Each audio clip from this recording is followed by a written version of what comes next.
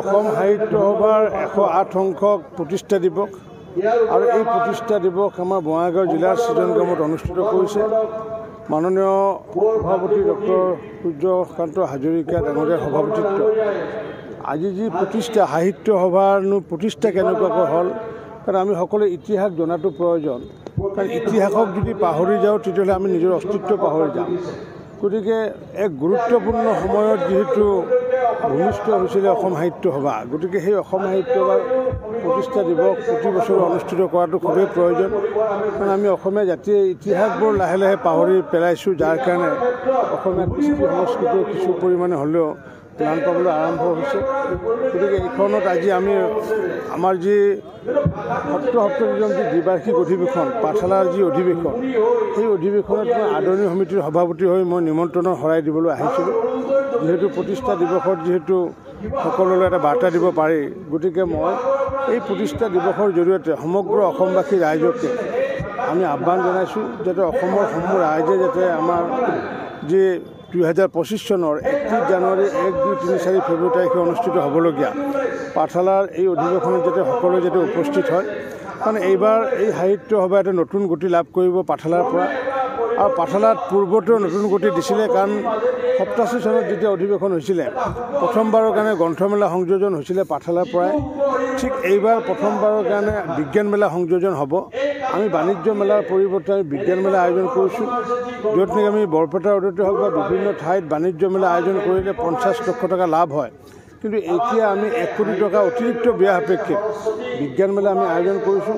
আৰু এই বিজ্ঞান মেলাৰ প্ৰতিগৰাকী অভিভাৱক আৰু প্ৰতিগৰাকী ছাত্ৰ ছাত্ৰীয়ে চোৱাটো উচিত বুলি মই ভাবোঁ। কাৰণ পাঠশালাৰ অধিৱেশনতে অন্যান্য ৰূপত বিজ্ঞান মেলা অনুষ্ঠিত হ'ব, য'ত নেকি 500 কোটিতকৈ অধিক দামী সামগ্ৰী বিভিন্ন বিজ্ঞানীসকলে ব্যৱহাৰ কৰা সামগ্ৰীসমূহ ব্যৱহাৰ হ'ব।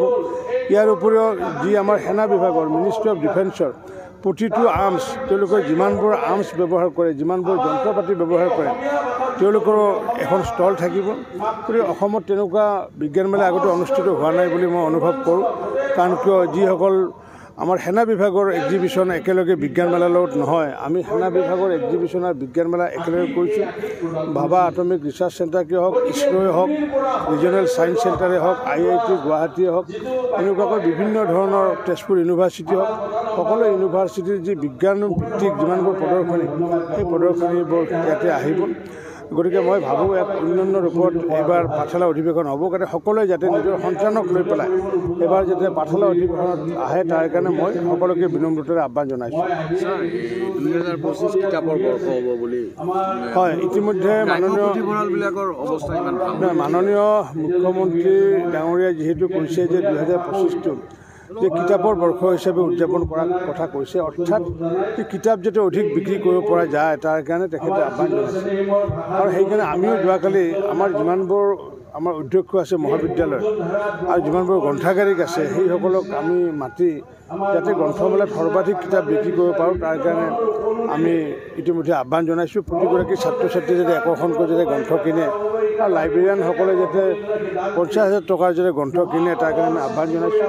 আৰু মুখ্যমন্ত্ৰীয়ে যিহেতু এই আহ্বান আমাক জনাইছে যে 2025 বৰ্ষটো কিতাপৰ বৰ্ষ হওক, আৰু সেইটো কাৰণে নিশ্চিত ওপৰত মুখ্যমন্ত্ৰী ডাঙৰীয়াকো মই আদৰণি সমিতিৰ সভাপতি হিচাপে যাতে আমাৰ গ্ৰাম্য পুথিভঁৰালসমূহক যাতে আমি যাতে সকাহ যাতে দিব পাৰোঁ। কাৰণ কিয় পুথি কিনিলে নহ'ব, পুথিৰ লগত যিহেতু বিভিন্ন ধৰণৰ আচবাবৰ কথা আছে, গতিকে গ্ৰাম্য পুথিভঁৰালসমূহ যাতে তেওঁলোকে কৰিব পাৰোঁ, নিশ্চিত ওপৰত মই মাননীয় মুখ্যমন্ত্ৰী ডাঙৰীয়াক অনুৰোধ জনাওঁ। ধন্যবাদ।